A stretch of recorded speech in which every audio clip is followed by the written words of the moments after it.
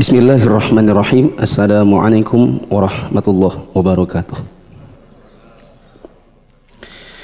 Alhamdulillahirabbil alamin wassalatu wassalamu ala asyrafil anbiya'i wal mursalin wa ala alihi wa ashabihi ajma'in. Jamaah yang dirahmati Allah, kita bersyukur kepada Allah pada malam hari ini bisa melanjutkan kembali kitab Shalatul Mu'min jilid yang pertama. Dan mungkin karena hujan banyak yang tidak bisa hadir, tapi semoga Allah mencatat teman-teman yang tidak hadir karena hujan agar pahalanya tetap dicatat meskipun orangnya tidak datang. Sebagaimana dalam hadis riwayat Bukhari, Nabi SAW mengatakan, "Idza maridul 'abdu aw safara kutiba lahu ma kana ya'malu muqiman sahiha." Apabila seorang hamba sakit atau karena safar, kemudian dia terhalang untuk mengerjakan suatu amalan yang memang rutin dia kerjakan, maka Allah akan mencatat untuknya pahala ibadah yang memang sudah rutin dia kerjakan ketika dalam posisi tidak sedang sakit, tidak sedang safar, yakni dalam kondisi mukim dan dalam kondisi sehat. Insya Allah sama apabila seseorang terhalang untuk menghadiri sebuah pengajian yang rutin dia kerjakan karena suatu halangan seperti hujan deras dan dia tidak memiliki kendaraan, ya maka semoga tetap dicatat untuk mereka pahala karena itulah amalan yang rutin mereka kerjakan manakala tidak sedang hujan. Jemaah yang dirahmati Allah, kita akan masuk ke dalam bab baru, yaitu al-mabahatsu at-tasi' ashar, bahasan ke-19, yaitu tentang arkanus salati wa wajibatuha wa sunanuha. Rukun-rukun di dalam salat, kewajiban-kewajiban di dalam salat, dan juga sunnah-sunnah di dalam salat. Apa perbedaan rukun, wajib dan sunnah di sini? Insyaallah akan disebutkan setelahnya. Untuk menghemat waktu, kita dengar pembaca membacakan Indonesia. Yang lain silakan menyimak kitab Arabnya. Bab ke-19 tentang rukun, wajib dan sunnah salat. Yang pertama, beberapa rukun salat. Perbuatan dan ucapan dalam salat terbagi menjadi 3 bagian. Yang pertama, rukun, yaitu sesuatu yang tidak dapat ditinggalkan, baik karena faktor ketidaktahuan, ketidaksengajaan maupun kelalaian. Yang kedua, wajib, yaitu sesuatu yang dapat membatalkan salat jika ditinggalkan secara sengaja dan tidak membatalkannya jika ditinggalkan karena ketidaktahuan dan karena kelalaian, namun harus dibayar dengan melakukan sujud sahwi. Ketiga, sunnah-sunnah salat, yaitu apa yang tidak membatalkan salat baik ditinggalkan secara sengaja maupun karena lalai. Coba pinjam dulu.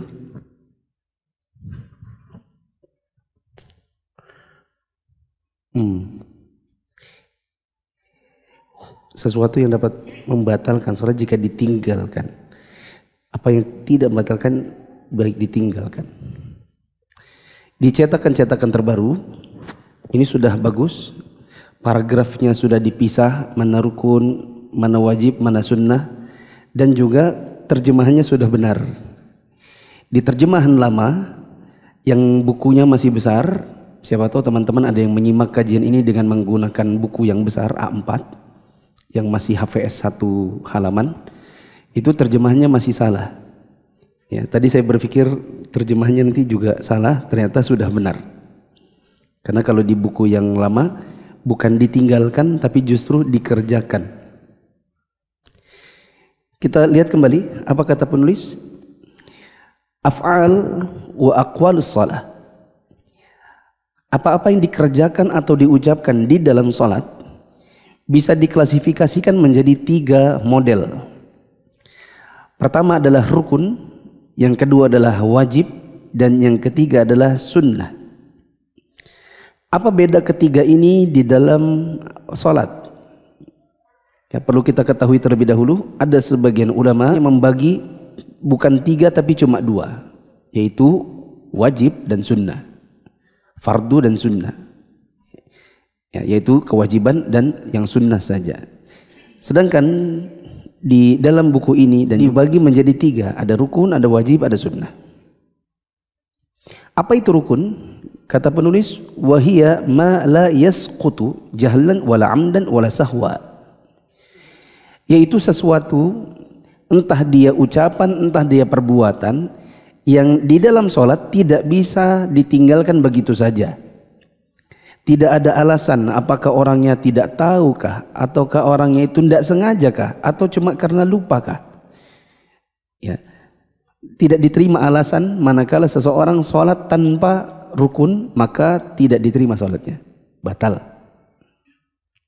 Adapun kewajiban atau wajib di dalam sholat adalah ma tabtulu bihi amdan wala yasqutu jahlan wala wasahwan wa yujbaru bisujudi sahwi, yaitu ucapan atau perbuatan yang kalau ditinggalkan sengaja maka batal sholatnya. Tapi bila ditinggalkan karena lupa atau tidak tahu, maka orangnya dimaafkan, tapi dia harus sujud sahwi. Nanti insya Allah akan lebih detail lagi kalau kita sudah masuk dalam sujud sahwi. Semakin kelihatan beda rukun dengan wajib. Adapun sunnah di dalam salat, ma la tabtulu bihi amdan wala sahwa, yaitu ucapan atau perbuatan yang jika ditinggalkan, apakah karena sengaja atau tidak tahu atau lupa atau malah sengaja, memang sengaja meninggalkannya, maka sholatnya tetap sah. Bedanya hanya di pahala. Bedanya di pahala. Supaya dapat gambaran, saya kasih contoh deh. Contoh, rukun itu Al-Fatihah. Apa tadi rukun? Nggak bisa diterima meskipun katanya, oh saya lupa, oh saya nggak tahu kalau itu harus, dan nggak diterima. Kalau Anda salam tanpa Al-Fatihah, maka sholat Anda batal. Contoh, ada orang cuman takbir Allahu Akbar, iftitah, setelah itu mungkin dia menghayal begitu, karena menghayal pikirannya kemana-mana, akhirnya dia langsung ruku dan tidak Al-Fatihah. Atau mungkin yang banyak juga terjadi, qobliyah subuh dikerjakan masih ngantuk-ngantuk, jadi cuma Allahu Akbar, setelah itu tidak baca apa-apa, langsung ruku. Ya. Setelah salam, Assalamualaikum warahmatullahi wabarakatuh, Assalamualaikum warahmatullahi wabarakatuh, terus mikir-mikir, tadi aku Al-Fatihah ya, aku ngantuk tadi itu, kayaknya di Al-Fatihah. Sahkah sholatnya? Tidak sah. Ya. Ini Al-Fatihah rukun. Contoh saja ya. Yang diantara yang wajib adalah duduk tasyahud awal. Duduk tasyahud awal, bukan tasyahud akhir. Tasyahud awal. Sholat zuhur harusnya di rakaat 2 duduk dulu. Duduk apa? Tasyahud awal. Tapi dia kelupaan dan langsung berdiri. Allahu Akbar. Langsung berdiri. Setelah salam, ada yang nanya, kamu aku lihat sholat 4 rakaat tadi. Sholat apa? Zuhur. Oh, tadi kamu tidak sadar ya? Tahiyat awalnya tidak ada. Oh iya kah? Iya, soalnya aku ngamati dari belakang. Kamu tidak tasyahud awal. Habis berdiri, lalu duduk. Sahkah sholatnya? Jawabannya karena dia tidak sadar atau tidak tahu, tidak sengaja, maka sah sholatnya. Tapi harus sujud sahwi. Tapi kalau dia sengaja, kamu tadi kok berdiri lalu duduk, berarti 4 rakaat kamu tidak ada tahiyat awalnya ya? Iya, sengaja, soalnya biar cepat, soalnya aku lagi buru-buru. Sah atau tidak salatnya? Tidak sah. Karena apa bedanya kasus pertama dan yang kedua? Kasus yang pertama lupa, kasus kedua sengaja. Yang sengaja batal, yang kelupaan tidak batal tapi harus sujud sahwi. Contoh yang sunnah adalah bacaan setelah Al-Fatihah. Jadi kalau dia cuma ghairil maghdubi 'alaihim waladdallin amin Allahu Akbar, langsung ruku, maka sah salatnya, dikarenakan ayat atau surat setelah Al-Fatihah hukumnya hanya sunnah saja. Dan ini bisa dipraktekkan khususnya bagi orang yang sedang terburu-buru. Orang yang sedang terburu-buru.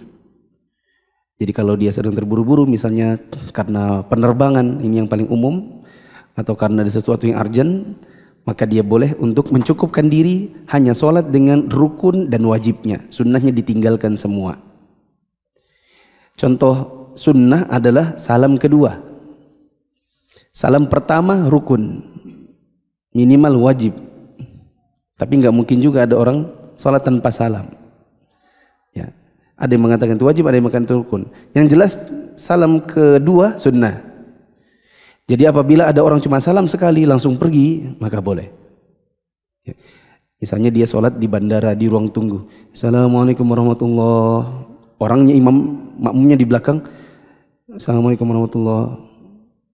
Loh, mana imamnya kok udah lari? Ternyata dia cuma salam satu kali langsung pergi karena rupanya yang dari tadi dipanggil namanya itu dia, Bapak Herdianto dipersilakan untuk masuk pesawat. Masih rakaat 2 lagi dia, oh sudah buru-buru setengah mati kan. Baru salam pertama langsung hilang. Ya. Sahkah sholatnya?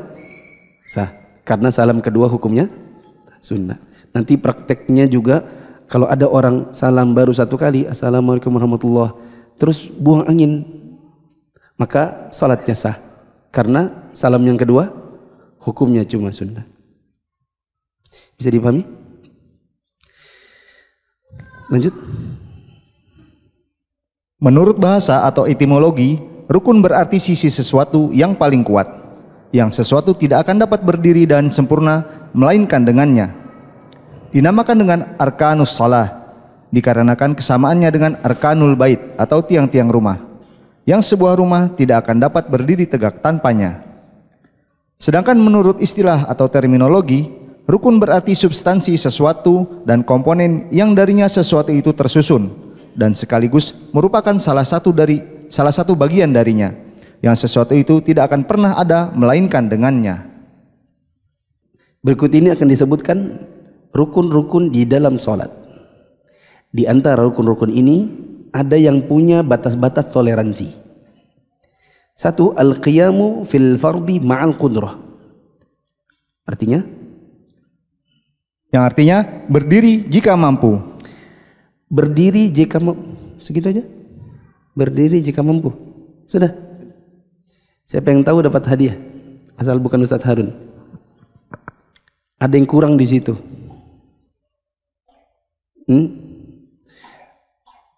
Apa yang kurang kira-kira? Meskipun nggak tahu bahasa Arabnya, kalau sudah sering kajian pasti tahu. Berdiri jika mampu, ada yang kurang. Yang benar, berdiri jika mampu khusus dalam sholat fardu. Karena kalau dalam sholat sunnah, berdiri bukan. Di dalam sholat sunnah, kalau ada orang mampu berdiri tapi dia tetap mau duduk, boleh atau tidak? Boleh. Dan begitulah di dalam kalimat bahasa Arabnya, al-qiyamu fil fardi ma'al qudrah. Berdiri di dalam sholat fardu selama masih mampu. Berarti boleh dicatat di dekat-dekat situ, untuk sholat sunnah, berdiri bukanlah fardu, bukanlah rukun meskipun mampu. Apa catatannya? Untuk sholat sunnah, terus berdiri bukanlah rukun meskipun mampu. Hanya saja pahala yang sengaja duduk di dalam sholat sunnah padahal mampu berdiri, pahalanya apa? Setengah dari yang berdiri.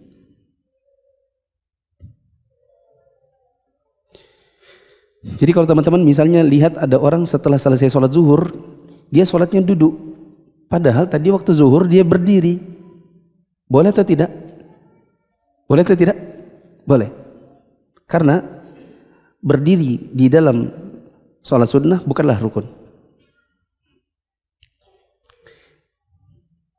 Nanti tim korektor Kayaknya minggu lalu banyak koreksian yang belum dikasih juga. Iya. Yang benar, berdiri di dalam sholat fardu jika mampu. Apa dalilnya? Hal itu didasarkan pada firman Allah Subhanahu wa taala, Hafidhu 'ala sholawati was sholatil wusta wa qumu lillahi qanitin. yang artinya, peliharalah segala salatmu dan peliharalah salat wusta. Berdirilah untuk Allah dalam salatmu dengan khusyuk.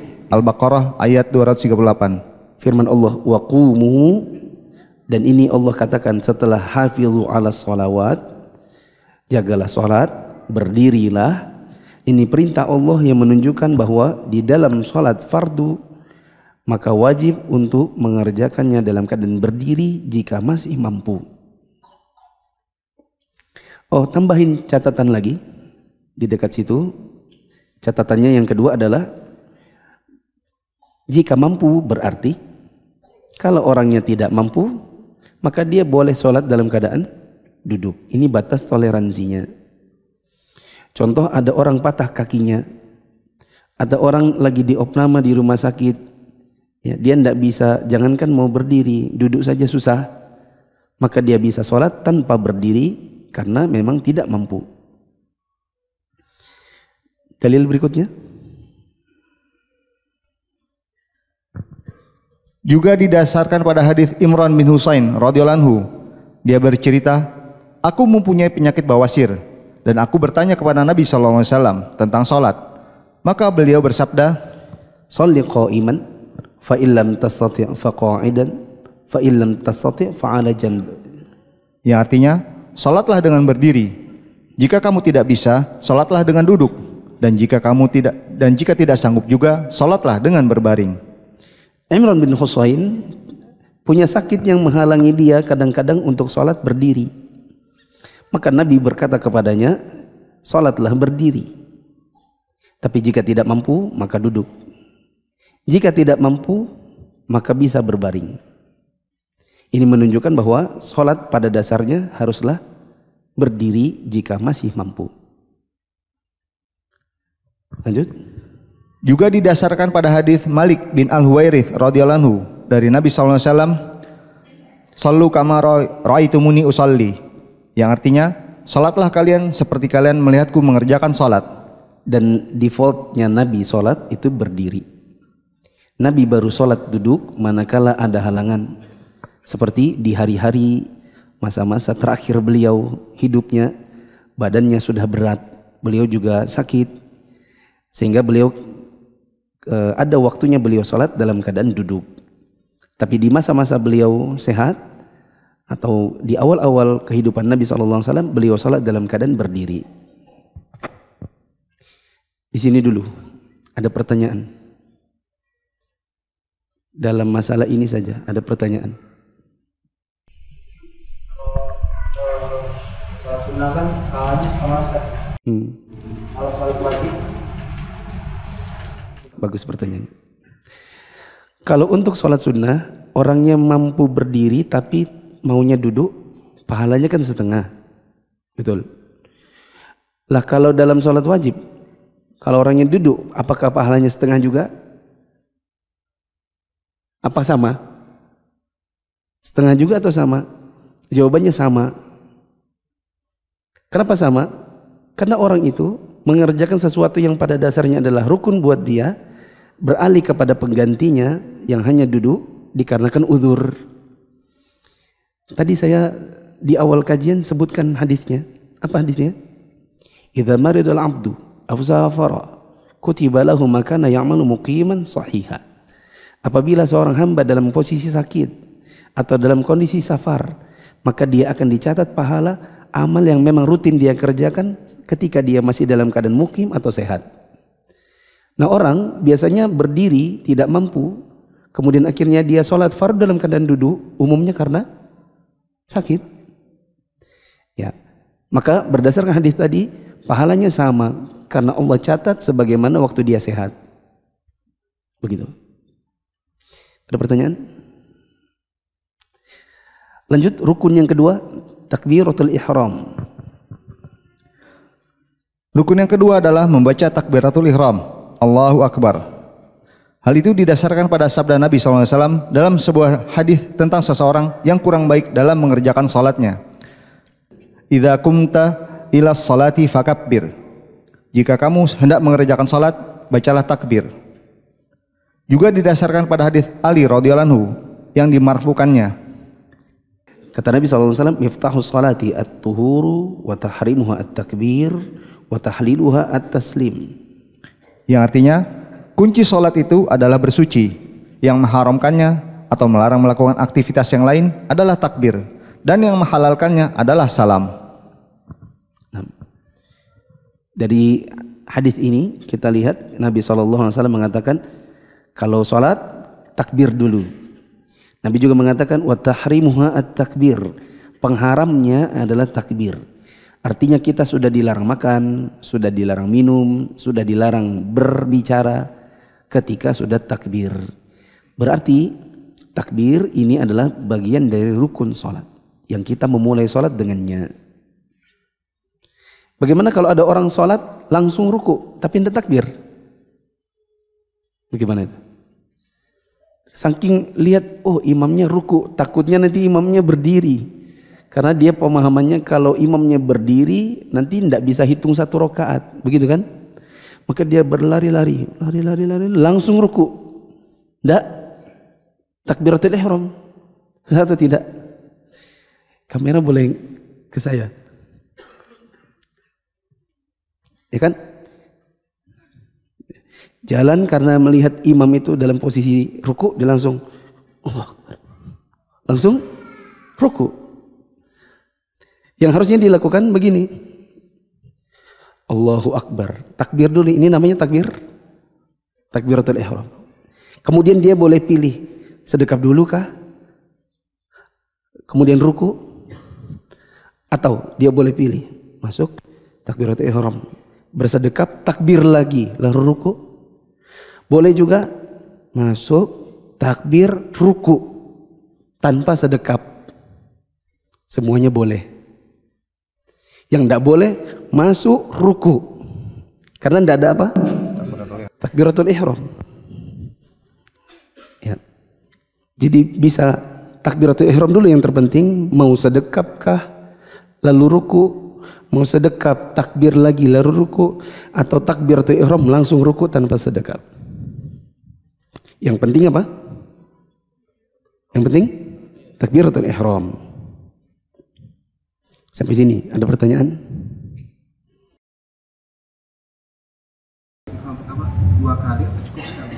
Jadi misalnya Allahu Akbar langsung ruku atau Allahu Akbar? Dua-duanya boleh. Takbir 1 kali Allahu Akbar langsung ruku. Boleh juga Allahu Akbar sedekap, Allahu Akbar lagi lalu ruku. Dua-duanya boleh. Lanjut yang ketiga. Yang ketiga, membaca Al-Fatihah secara tertib pada setiap rakaat. Al-Fatihah ini di antara aqwal, ucapan-ucapan di dalam salat yang merupakan rukun. Dan ini dilakukan setiap rakaat. Kalau ada yang membaca Al-Fatihah hanya rakaat 1, waktu ditanya, kamu kayaknya rakaat 2 dan 3-nya kok cepat betul? Ya aku sengaja tadi biar cepat aja. Kasihan makmumnya di belakang. Ya, jadi aku tadi takbir, cuman gumam-gumam sedikit langsung ruku misalnya. Sah atau tidak salatnya? Tidak sah. Tidak sah. Apa dalilnya? Hal itu didasarkan pada hadis Ubadah bin Samit radhiyallahu anhu. Rasulullah SAW bersabda, La salati liman lam yaqra bi Fatihatil kitab. La salata liman lam yaqra bi Fatihatil kitab. Yang artinya tidak sah salat seseorang yang tidak membaca Al-Fatihah.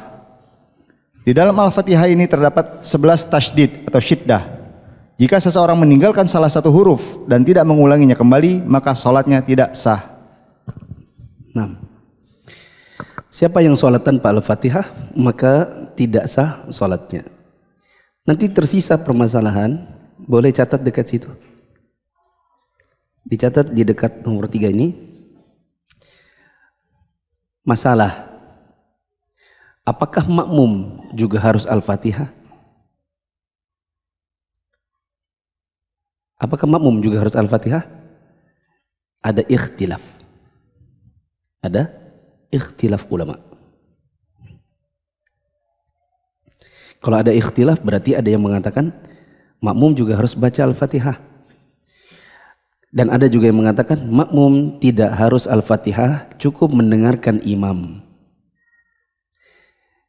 Namun pendapat yang lebih kuat, wallahu alam, ini saya pribadi mengikuti pendapat ulama yang mengatakan jalan tengahnya. Bila suaranya imam terdengar, maka dengar, jangan baca. Bila suaranya imam tidak terdengar, maka baca. Maka di rakaat 1, 2 subuh, 1, 2 maghrib, 1, 2 isya, dengar. Adapun rakaat 3 maghrib, rakaat 1, 2, 3, 4 zuhur asar, rakaat 3, 4 isya, maka membaca. Ini pendapat yang lebih kuat insya Allah karena menggabungkan antara perintah Allah untuk mendengar orang membaca Al-Quran dan menggabungkan hadis Nabi SAW tidak sah bagi yang tidak membaca Al-Fatihah. Nah, ikhtilaf seperti ini saya sudah sering jelaskan, maka saya mungkin tidak perlu panjang lebar. Ada pertanyaan? Di sini dijelaskan di dalam Al-Fatihah terdapat 11 tasydid atau syiddah. Jika seorang meninggalkan salah satu huruf dan tidak mengulanginya kembali, maka sholatnya tidak sah. Bagaimana dengan orang yang ada imam yang baca Al-Fatihah itu satu nafas? Baca Al-Fatihah satu nafas, insya Allah tidak mengapa. Bukanlah kewajiban untuk memisah-misahnya. Tapi kalau dia pisah-pisah, maka itu lebih utama. Karena Allah menjawab setiap dia memisahkan ayat-ayat di dalam Al-Fatihah. Yang terpenting bacaannya jelas. Yang penting bacanya jelas. Alhamdulillahirabbil alamin arrahmanir rahim maliki yaumiddin. Tapi enggak capek juga nafasnya. Tapi kalau dia sampai nafasnya dan bacaannya jelas, insya Allah tidak mengapa. Ada pun yang adolin amin, tidak jelas apa itu. Baca apa itu? Ya, maka ini tidak boleh. Al-Fatihah harus jelas. Keempat, ruku. Ini juga merupakan rukun. Silakan. Rukun yang keempat adalah ruku. Hal itu didasarkan kepada firman Allah Subhanahu wa taala, "Ya ayyuhalladzina amanu ruk'u wasjudu." Hai orang-orang yang beriman, rukulah dan sujudlah kalian. Surat Al-Hajj ayat 77. Juga didasarkan pada hadis Abu Hurairah radhiyallahu anhu di dalam hadis yang membahas tentang seseorang yang kurang bagus dalam mengerjakan salatnya, yang di dalamnya disebutkan tumarka hatta tatma'inna raqi'a, yang artinya kemudian rukulah hingga engkau benar-benar tumakninah atau diam sejenak dalam ruku. Siapa yang sholat tanpa ruku, maka tidak sah sholatnya bila dia teruskan sampai salam. Teman-teman pernah gini nggak? Saya pernah sih. Mungkin karena sholat sendiri, ya kan, kemudian agak mengantuk atau capek gitu, akhirnya Allahu Akbar, langsung sujud. Tapi waktu sujud langsung ngeh gitu. Kok nggak ruku? Pernah? Pernah ya? Oh berarti sama kita ya. Kalau dilanjutkan sampai salam, maka batal sholatnya. Kalau udah terlanjur sujud, maka balik ke ruku itu. Sudah terlanjur Allahu Akbar, belum ruku, maka bangkit, Allah kembali ke ruku. Kalau Anda lanjutkan, maka tidak sah sholatnya, karena ruku adalah rukun. Nah, saya bilang tadi begini, bila terus sampai salam, kalimat-kalimat saya bila meneruskan sampai salam itu soalnya tidak sama dengan bila meneruskan lalu ada rokaat pengganti, tidak sama. Tapi saya kalau bahas sekarang nanti kepanjangan, padahal nanti akan ada bab sujud sahwi, disitulah baru bab yang tepat untuk membahas tentang cara mengganti kalau terlanjur keterusan tapi belum salam. Bisa dipahami jemaah? Saya ulang ya. Tadi saya bilang begini. Kalau ada orang sholat tidak ruku tapi langsung nyelongsor sujud dan diteruskan sampai salam, maka tidak sah sholatnya. Maksud saya diteruskan sampai salam itu berarti kalau tidak diteruskan sampai salam tapi diganti dulu, bagaimana cara menggantinya nanti akan ada bahasanya tersendiri. Bila diganti maka sholatnya masih bisa sah. Bisa dipahami? Bagaimana cara menggantinya? Nanti waktu bab sujud sahwi. Belum pas kalau sekarang sudah saya panjang lebarkan. Yang kelima, rukun yang kelima adalah bangkit dari ruku dan berdiri dengan i'tidal atau tegak. Hal itu didasarkan pada sabda Nabi SAW di dalam hadis tentang orang yang kurang baik dalam mengerjakan sholatnya, tumarfa hatta ta'dila qa'iman, yang artinya kemudian bangkitlah hingga engkau benar-benar berdiri dengan i'tidal atau tegak. Termasuk rukun adalah bangkit dari ruku dan i'tidal sampai tegak berdiri. Berarti kalau ada orang ruku, dari rukunya langsung sujud, maka kalau dia teruskan itu sholatnya sampai salam, maka batal sholatnya. Nanti kalau dia datangkan penggantinya dan cara penggantinya nanti akan ada babnya, maka sholatnya masih bisa sah. Masih bisa sah. 6. Yang keenam, sujud di atas 7 anggota badan. Sujud di atas 7 anggota badan juga rukun. Kalau tidak salah minggu lalu kah saya bilang, ketika ada pertanyaan tentang apakah harus kena 7-7-nya, saya bilang iya, termasuk hidung. Kalau ada orang sholat jidatnya kena, hidungnya tidak kena, padahal masih bisa kena, maka tidak sah sholatnya. Dikarenakan sujud dengan 7 anggota badan itu rukun. Kecuali di hidungnya ini misalnya ada borok. Kalau disentuhkan di karpet takutnya bakteri. Sementara ini boroknya terbuka. Maka ada uzur buat dia. Harus 7 anggota badan. 1 jidat dan hidung. 2, 3 ini 2 telapak tangan. Tapi kalau dia cuma punya 1 tangan, berarti kan dia sujud hanya dengan 1 tangan. Nah ini lain lagi ceritanya. Ini ceritanya uzur karena sakit. Tapi bila dalam kondisi normal maka harus 7-7-nya. Apa dalilnya? Hal itu didasarkan pada firman Allah Subhanahu wa taala, "Ya ayyuhalladzina amanu ruk'u wasjudu." Yang artinya, hai orang-orang yang beriman, rukulah dan sujudlah kalian. Surat Al-Hajj ayat 77. Selain itu juga didasarkan pada hadis Abu Hurairah radhiyallahu anhu dalam hadis tentang orang yang kurang baik mengerjakan salatnya. Tsummasjud hatta tatma'inna sajidan. Kemudian sujudlah hingga engkau benar-benar tumakninah atau diam sejenak dalam sujud. Demikian pula dengan hadis Ibnu Abbas radhiyallahu anhu. Dia bercerita bahwa Rasulullah SAW bersabda, Umirtu an asjuda ala sab'ati a'zum ala jabhati wa asyara biyadihi ala anfi wal yadaini war rukbataini wa atrafil qadamain. Yang artinya, aku diperintahkan untuk sujud di atas 7 tulang, yaitu di atas dahi, dan beliau mengisyaratkan tangannya ke hidung. Maksudnya dahi plus hidung, maksudnya gitu. Karena Nabi, guru saya pernah prakteknya begini. Coba lihat. Guru saya dia bilang gini. Nabi bilang dahi sambil memberi isyarat ke hidung. Jadi gini, 1. Nih, 1. Karena Nabi memberi isyarat dahi sambil ngasih isyarat hidung. 1. Berarti ini sepaket. Nggak boleh jidat aja, hidungnya nggak kena. Dan nggak ada juga orang sujud hidungnya tok, jidatnya nggak kena.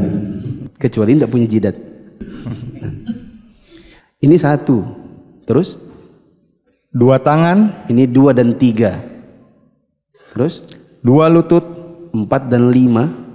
Dan jari-jari kedua kaki. Jari-jari kaki kanan 6, jari-jari kaki kiri 7.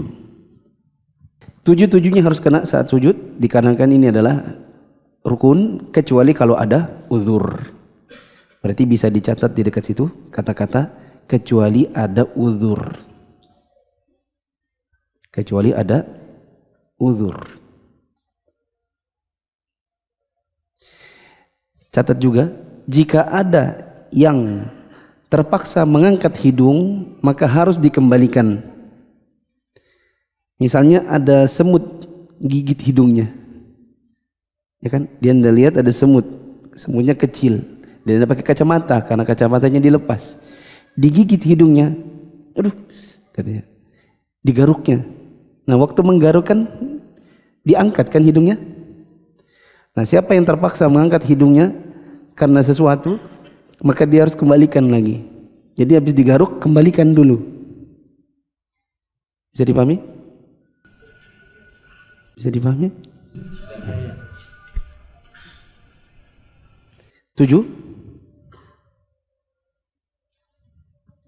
Yang ketujuh, bangkit dari sujud. Hal itu didasarkan pada sabda Rasulullah SAW, "Tumarfa hatta tatma'inna jalisan." Yang artinya, kemudian bangkitlah hingga engkau benar-benar tumakninah dalam duduk. Nah, Anda baru hijrah dan bingung belajar Islam dari mana? Yuk ikut Mia. Mufid Islamic Academy atau MIA adalah sebuah program pembelajaran Islam melalui pembahasan kitab-kitab para ulama yang dibahas secara terstruktur dan berjenjang. Untuk informasi lebih lanjut tentang pendaftaran, teman-teman bisa mengakses di media sosial Mufid TV Official, baik yang ada di Telegram, YouTube, Instagram, maupun di Facebook. Assalamualaikum warahmatullahi wabarakatuh.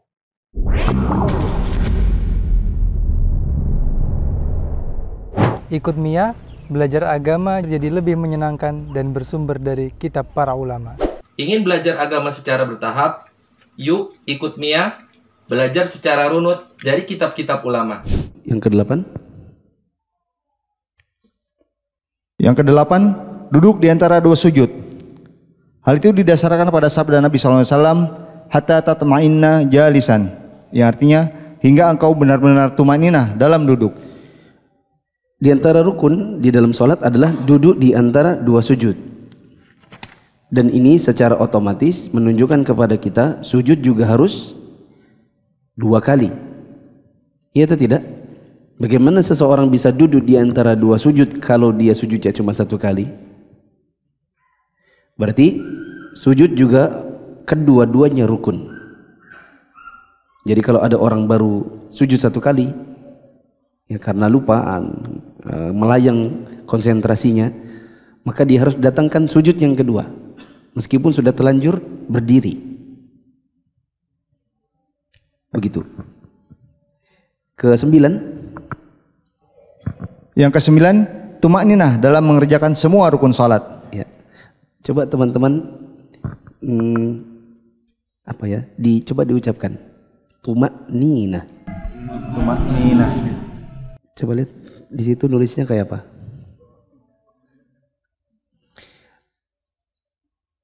Di situ TU, bagusnya THU. Karena literasi umumnya to itu pakai TH. Sedangkan T itu tak. Nanti dikira tu. Padahal tu pakai to. Terus ada koma atas, tuma. Itu bukan ain tapi hamzah. Tuma bukan tuma. Nanti terlalu fasih. Oh, kamu udah tuma'anina. Ternyata yang ditegur ngerti bahasa Arab. Oh, anak enggak tuma'nina. Iya, antum enggak tuma'anina. Coba dibaca. Tuma'nina. Tumakninah. Nah, nun yang pertama panjang, nina.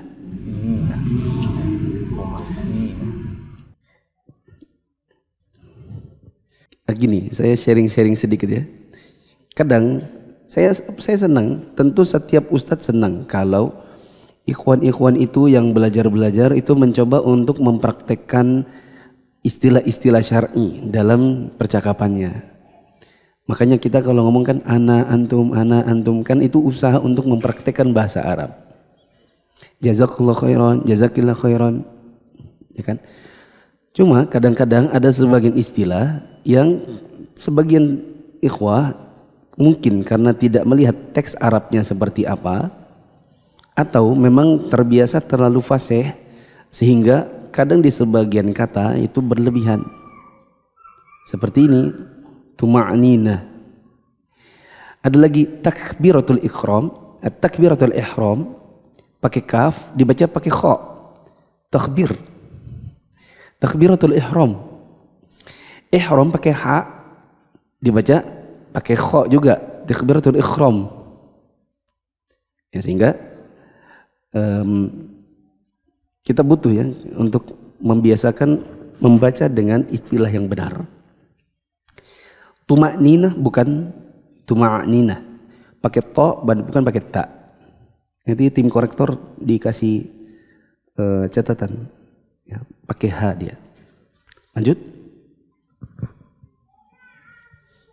Sebab Nabi SAW ketika mengajari orang yang kurang baik dalam mengerjakan sholatnya, mengatakan kepadanya pada setiap rukun, hatta tatma'inna, yang artinya hingga engkau benar-benar tuma'ninah. Tuma'ninah berarti diam atau tenang selama membaca zikir yang wajib dibaca. Jika tidak diam atau tenang berarti belum tuma'ninah. Ya. Tuma'ninah itu artinya berhenti sejenak sambil membaca zikir yang sesuai. Kalau ada orang baru sujud belum baca langsung bangkit, berarti sujudnya tidak tuma'ninah. Kalau ada orang ruku baru ruku belum baca apa-apa langsung bangkit, itu namanya tidak tuma'ninah. Ya, dan tuma'ninah itu adalah rukun di dalam sholat. Siapa yang meninggalkannya secara sengaja maka tidak sah sholatnya. Dan ini yang selalu menjadi bahasan kita kalau kita mengkritisi perbuatan sebagian orang yang ngebut di dalam sholat tarawih. Ya, ada yang menanggapinya itu tidak enak, menanggapinya nggak positif. Katanya, emangnya kamu Tuhan? Yang ngerti diterima nggak diterima itu kan Tuhan. Kamu jangan berlagak jadi Tuhan. Maka kita jawab, kalau kita tidak bisa menilai mana salah mana benar, kalau begitu buat apa belajar? Orang itu kan belajar supaya tahu mana salah, mana benar, ya atau tidak? Di sekolah SD misalnya kita bilang, enggak, yang benar itu begini dan begitu. Ah, kamu kayak guru aja, yang berhak menilai itu guru. Apakah begitu? Enggak, kan kita juga belajar, sama-sama murid memang. Kita bukan guru, tapi kita karena belajar jadi tahu mana salah, mana benar. Dan di antara kesalahan sebagian orang adalah sholat tarawih ngebut tidak tuma'ninah, dan itu sholatnya tidak sah. Ya, begitu. Wallahu a'lam bishawab.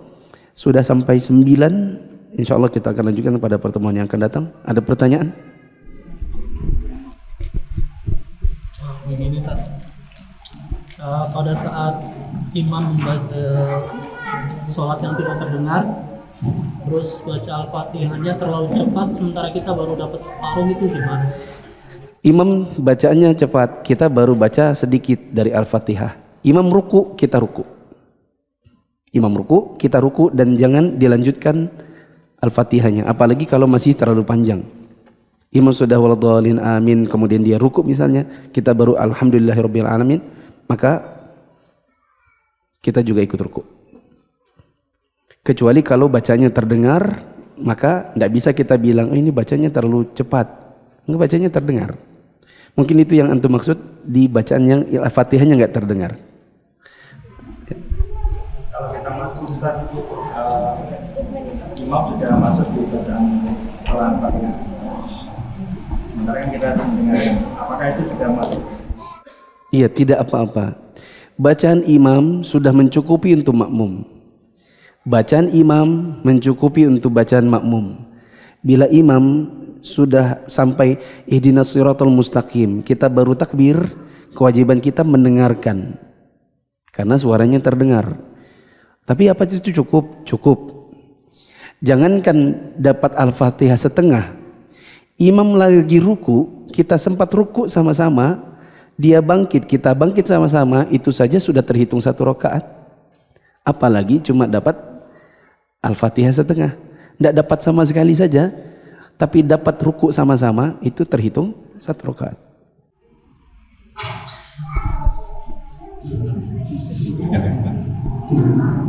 Kadar minimal minimalnya tumanina itu seberapa lama?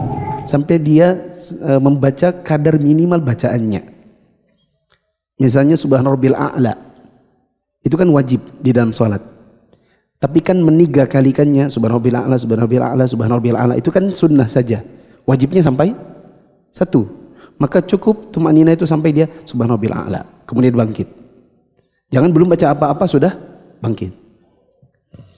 Demikian, subhanakallahumma wa bihamdika asyhadu an la ilaha illa anta astaghfiruka wa atubu ilaik. Wassalamualaikum warahmatullahi wabarakatuh.